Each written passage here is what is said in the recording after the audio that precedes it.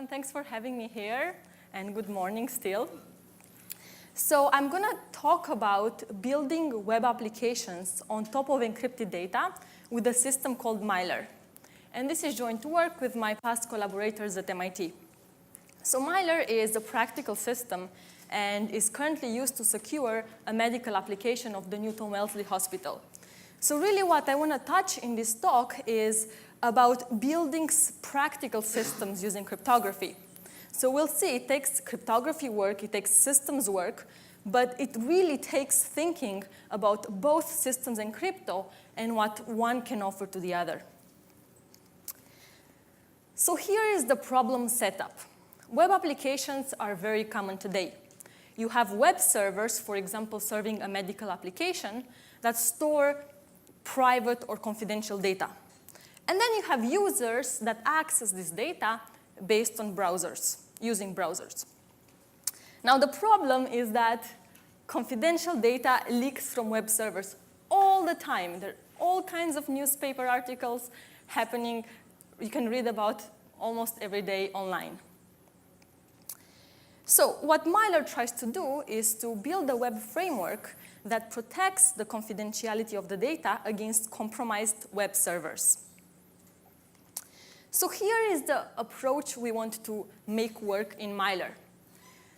We would like the server to store only encrypted data. As Vinod already mentioned, that's a good idea because if an attacker compromises the server and steals the data is encrypted. Ideally, this data would only get decrypted in the browsers.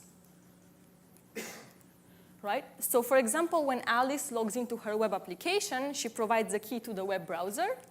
And then when she provides some data to the web application, the browser encrypts the data and sends it encrypted to the server. And then later, when she fetches data from the server, the browser decrypts it. Okay, so this is the plan we would like to somehow make work. And there's a bunch of related works, even systems work. So there's systems in file systems such as CFS, encryptFS, Sirius, Bluetooth.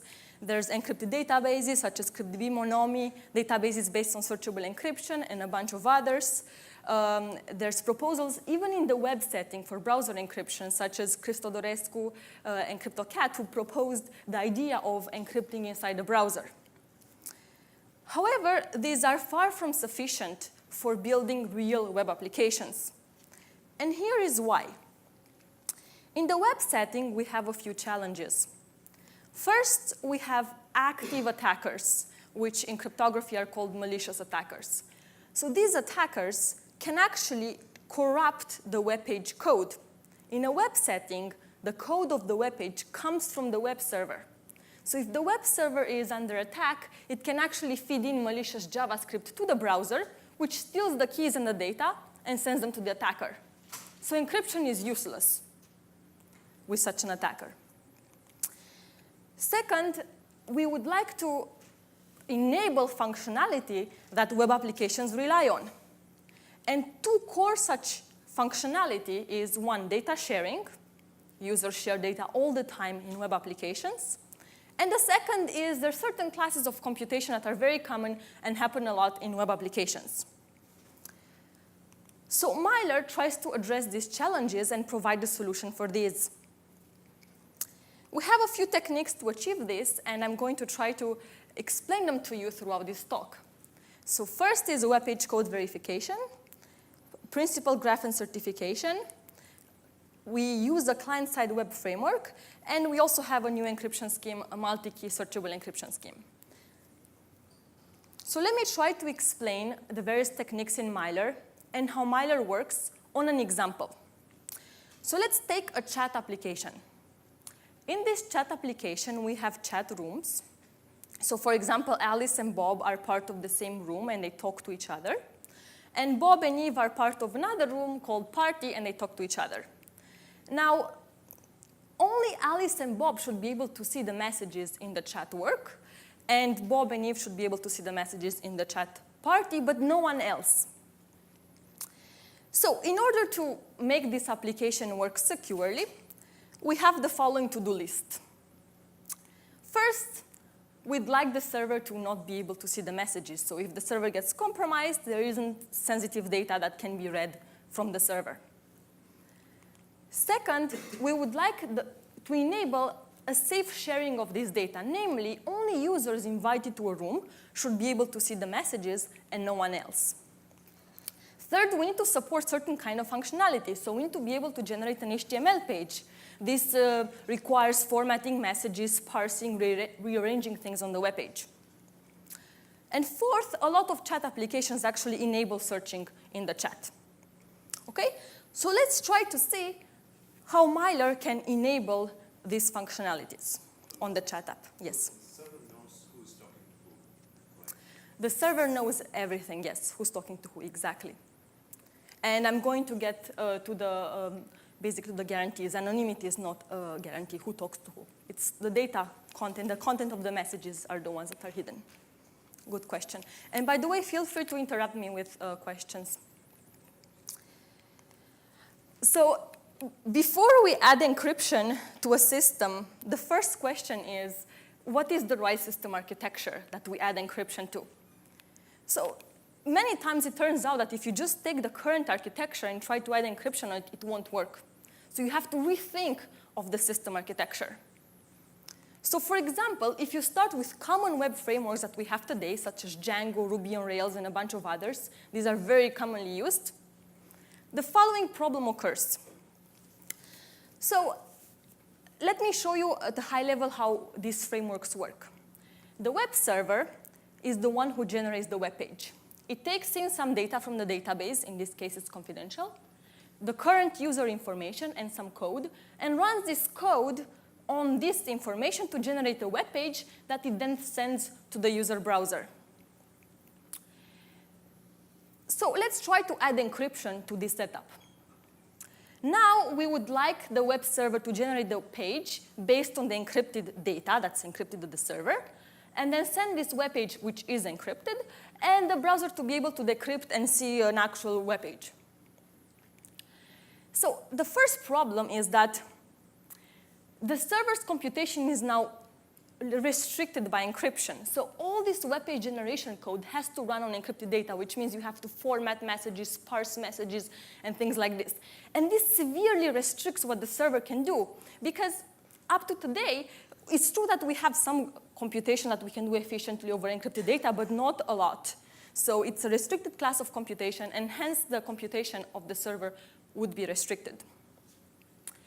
Second is, it is much easier now for the attacker to tamper with the web page code, because the attacker, the server, is the one who's creating this web page. So for example, the attacker can insert some malicious JavaScript into the web page, which goes in the user's browser, and simply steals the keys and the data and sends them to evil.com. Okay. So instead of this, so we thought, oh, what could be the right architecture to which we could more easily add encryption? And our answer to this is actually client-side web frameworks, things such as Ajax programming or Meteor. They have been increasingly popular in the past years because of usability and ease of writing a code, but actually, even for security, they seem to be cleaner. So here's the difference in model in these web frameworks. The web server no longer generates the web page. It sends data, and it sends static code to the browser. Now, the browser is the one who generates the web page by taking this data, current user, and code, and then displays the web page to the user. So in this new framework, we can easily take the first few steps in Mylar.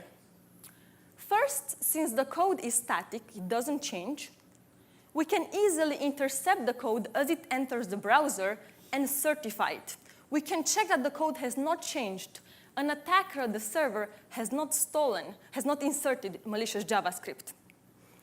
I'm not going to tell you the details of how it works, but think of it as a high level, that we have a signature on this code from the developer, which is trusted, and we can check that this code indeed matches the signature. It's a bit more complicated than that because web page code comes in different resources. It's actually a tree of different resources. They come in at different times, but this is the high-level idea. We can basically check that this code was not tampered with. The second advantage of this new model is that there is a nice point where the data comes in, and that's the right point where to intercept the data to encrypt and decrypt the data. Okay, so you encrypt it as it leaves the browser, and you decrypt it as it comes into the browser. And in terms of encryption schemes in Mylar, we use standard encryption in CCA2 secure. And we also use searchable encryption, which I'm going to mention a bit later. But this one also provides the typical security definition for a searchable encryption scheme. So both of these are randomized. Yes? The server doesn't have any secrets that it wants to hide from the browser? Not in this model, yes. You can definitely think about Facebook or Google having ads and wanting to serve ads, and those would want to hide information from the user, but not in this model. We don't support that. OK, so with this new architecture, we achieved the following. First, the data is encrypted at the server, so the server doesn't see the messages. Second, because the web page is generated on the client side, where in the browser where the data is decrypted, you can easily format and rearrange the data. This is very light computation, very simple to do for a client browser, but at the same time would be very hard to do on encrypted data. So now let's figure out how we do the other two, namely how do we do data sharing, namely how do we ensure that only users who are invited to a chat can see the chat and no one else, and then let's talk about search. So first let's look at data sharing. So Mylar is a generic framework. It's not just for chat. And different applications have different access control policies. Hence, the developer has to tell us what is the access control policy for the application that he's building.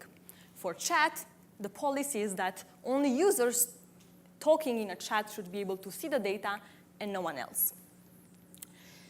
In Mylar, the developer can specify this policy using something we call a principal graph. So the principal graph is a graph where the nodes are units of access control. So users are principals, the chats themselves are principals.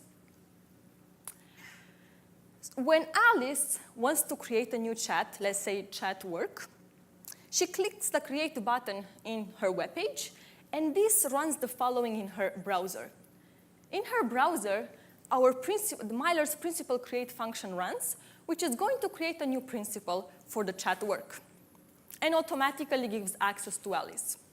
So every edge in this graph indicates access. So Alice has access to the chat work. Bob and Eve have access to the chat party. Now, when Alice wants to invite Bob to this chat, she clicks the invite user button in her web page, which calls the add access function from Mylar in her browser. And this gives access to Bob to the chat room work. Now, one thing that the developer also has to specify when he writes and secures the application with Mylar, the developer has to tell us which are sensitive fields and should be encrypted. So for example, the developer tells us that the message field should be encrypted in this case. So now, as a result of this, when Bob sends a message to the chat room work, SSN is 32, for example, Mylar automatically will encrypt this message and store it in a database of the server encrypted. And it will be encrypted in such a way that the parties, Alice and Bob, can decrypt it. So this is how a developer tells Mylar what is the access control of an application. Now here is how Mylar enforces it. And Mylar enforces this through key chains, so chains of keys. Basically, every principal has a key. Users have keys, and so do chats. The keys are generated when a user creates an account or when a chat room is created in the user's browser who created it. Now, these keys are both symmetric keys and public key, secret key pairs. I will not make the distinction in the rest of the talk, but it is important when and how, which one we use. OK. So here's what the server stores. The server actually stores these keys, but they're encrypted. So we can see that the key for the chat room work is encrypted with the key of Alice and the key of Bob. Okay, so that when Alice and Bob come online, they can fetch the key from the server. And similarly is for the chat room party. Now, also, the messages in a chat are encrypted with the key for that chat. So, for example, the message in the chat work is encrypted with the green key for the chat work. So this is what the server stores. Now, when Bob wants to read the message from Alice, Bob is going to fetch the encrypted message, which is encrypted with the key for the chat room work, and then he's also going to fetch the key for the chat room work, which is encrypted with Bob's key. It can decrypt the green key and then decrypts the message. There is a problem, though, since we consider a malicious attacker this at the server could give to Bob the wrong key. So, for example, let's say that Bob wants to send a message to Alice as part of the chat room work. So ideally, only Alice should see that message. He asks the server for the key for the chat room work. Says, give me, please, the green key. But in fact, the server gives him the purple key, which is the key for the chat room party to which Eve has access to. So now Bob is going to encrypt his nice message to Alice, and Eve is going to be able to see it. So we would like to prevent this. The way we prevent this is through something called a certification graph. So this graph has the same nodes as the principal graph, the same principles we talked about so far. But an edge means something else. An edge means that a principal vouches for the key of another principal. So for example, Alice here vouches that the green key belongs to the chat room work.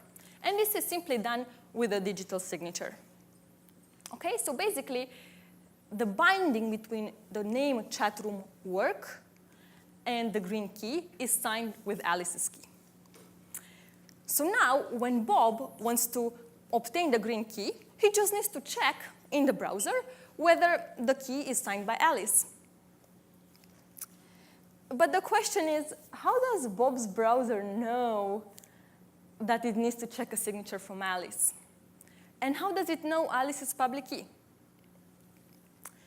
To know Alice's public key, we use a standard technique, namely of using an identity service provider. So this is a trusted party that is only invoked upon account creation and certifies the user's email address or other credentials together with their public key, and then outputs a signature of that user's name and the public key. And this identity service provider is only used once upon account creation. The second question is a bit more difficult.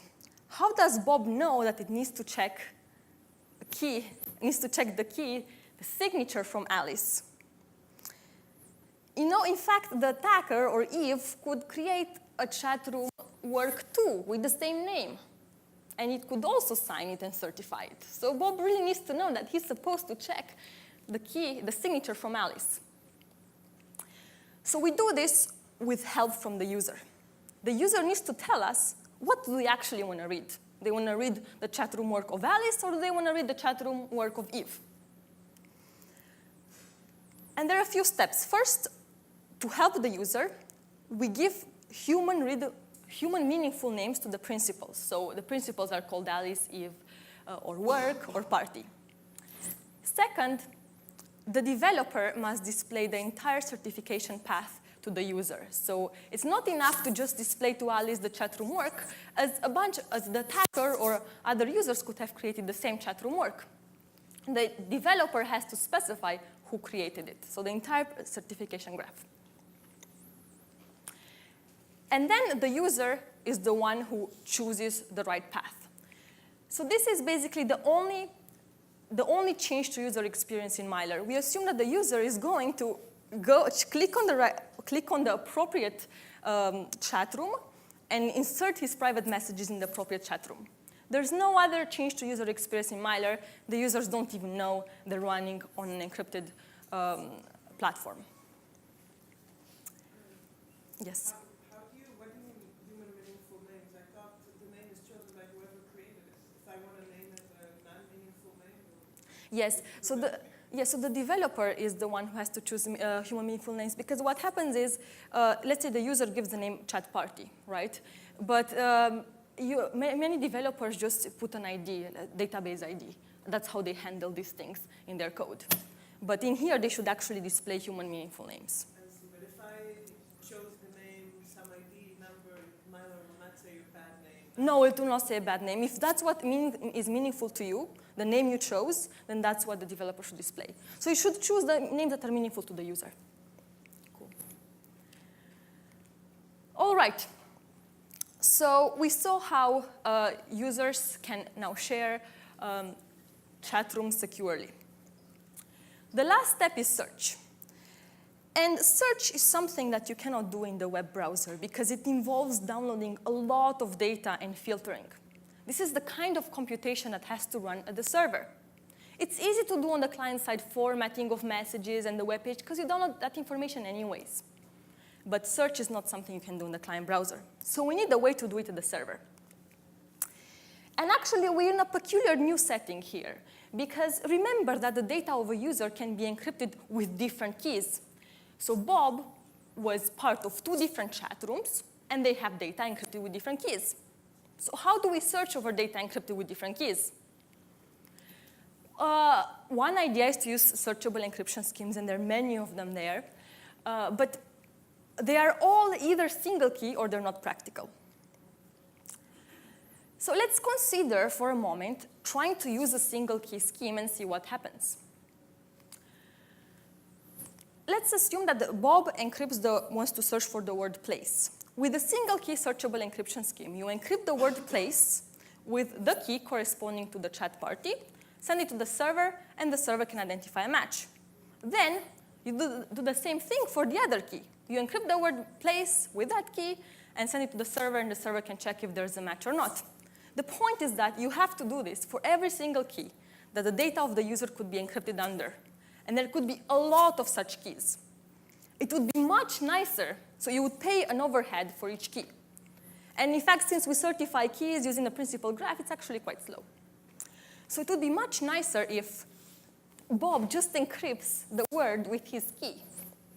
And then if the server can search for this word under the data encrypted with different keys, but only for data that the user is allowed to have access to.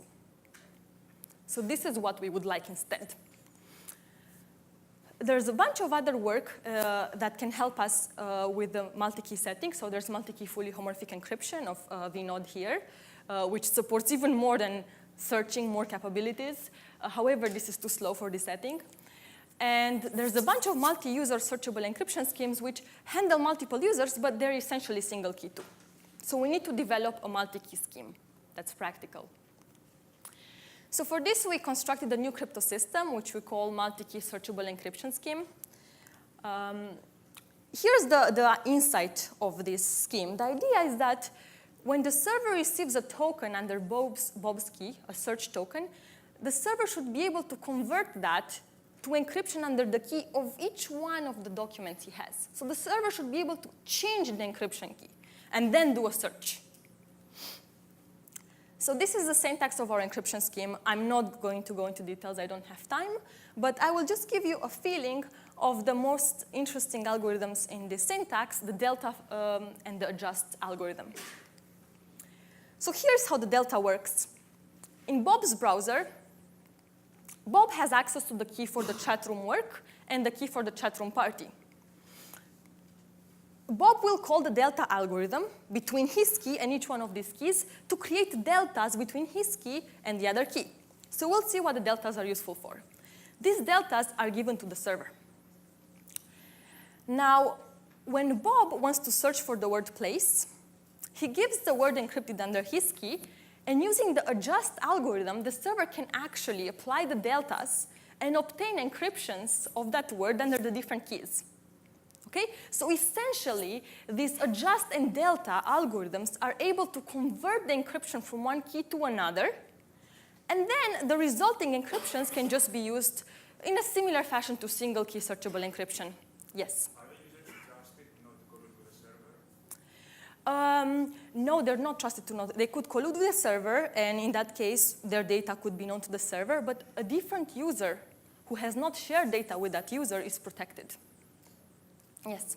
So this idea is the same as proximity, except that you want the exactly. So that was my next point, is that it's similar in flavor with proxy re-encryption. The difference is that this is a symmetric key scheme. This is a searchable encryption scheme, and we can actually also build an index on it.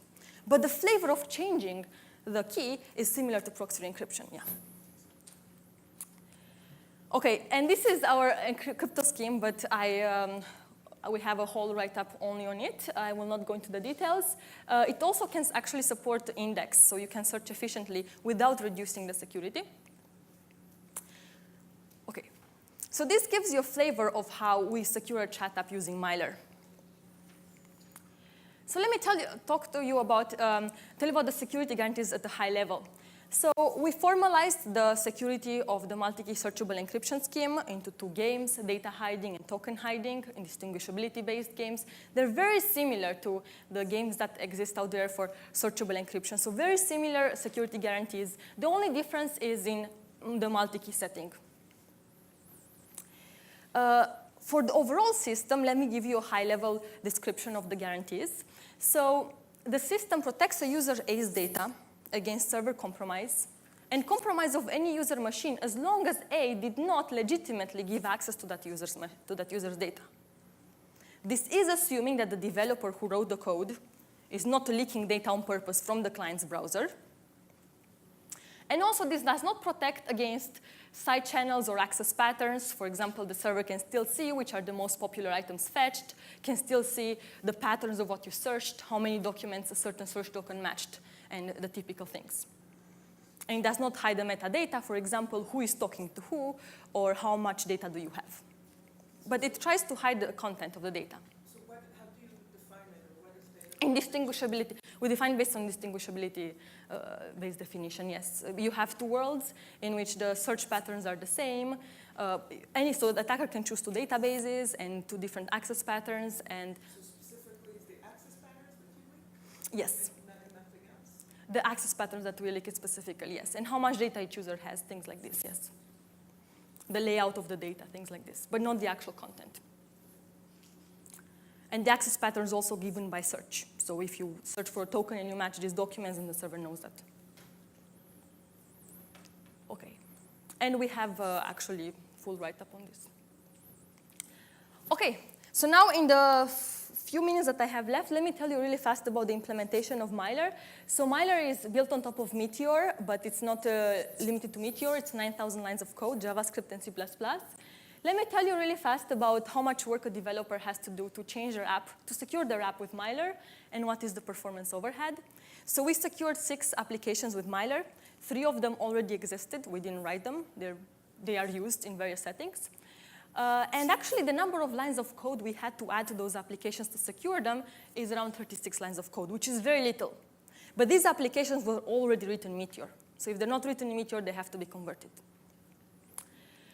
And this application, this is the medical application of Newton Wesley Hospital for the endometriosis disease. It's collecting sensitive data from patients. And this is currently secured with Mylar. We wrote 28 lines of code to secure the sensitive fields in this application, and also it passed institutional review board approval. So it can actually collect data from the users. In terms of the experiment, in terms of performance, this graph shows you the time it takes to do a certain operation in milliseconds for different operations that are common in the chat app, for the chat app itself, vanilla with no Mylar, and the chat app with Mylar. So you can see that for the most common operation of transmitting a message in a chat, the overhead is 50 milliseconds, which is small, not really perceivable by a user. For operations that do join and invite, these do principal graph operations, so they're slower, but still well under a second, and they do not affect significantly user experience. And in terms of throughput, namely how many requests per second the server can handle maximum, we only reduce the throughput by 17% as compared to the vanilla system. So we think that this shows that Mylar is practical. So to conclude, Mylar is a web application platform that protects confidentiality against full server compromise. Here's the source code. It's open source. You can use it and play with it. Meteor has since moved to a few other versions, but it's really nice that the community has taken Mylar to those versions too. So feel free to contribute to it on GitHub. And we have some current work right now that's soon to come out, which is the complement of Mylar, which is Verena, namely to provide integrity, not just confidentiality, to check that the results of the queries are complete, that they're correct, and that the data is not old. Okay, so thank you. I'm happy to take questions.